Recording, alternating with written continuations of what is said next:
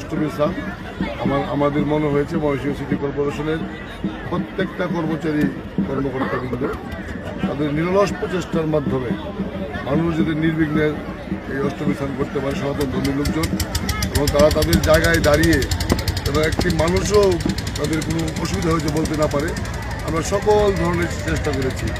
আমরা স্নানঘর, ঘোষণা রুম, নৌকার টহল, আপনি দেখবেন, আপনি ওনাদেরকে জিজ্ঞেস করবেন, আমি জিজ্ঞেস করেছি, সবাই যার যার তাকে বলেছে যে কোনো সময় ক্ষেত্রে এবারে আয়োজনটি ভালো ছিল।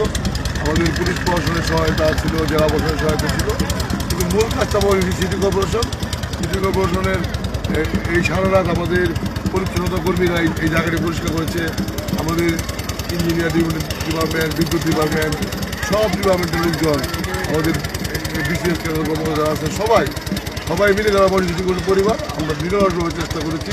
এবং মাননীয় প্রধানমন্ত্রী যেন তারেক রহমানের একটি নির্দেশ আছে, সনাতন ধর্মাবলম্বীদের অনুষ্ঠানগুলোকে উনি সর্বোচ্চ গুরুত্ব দিয়ে আমাদেরকে বিবেচনা করতে বলেছেন, এবং তারা যেন কোনো সময় আমাদের আচরণে তাদেরকে সংখ্যালঘু মনে না করে এইভাবে উনি আমাদেরকে সতর্ক থাকতে বলেছেন। ধন্যবাদ।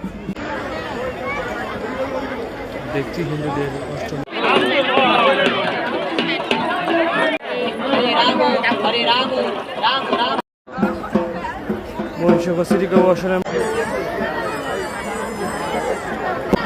আমরা 2 দিন স্নান উপলক্ষে কিন্তু তারা এই মুহূর্তে স্নান হয়। আমরা দেখছি মাননীয় প্রশাসক জনপ্রকরণ জনসাধারণ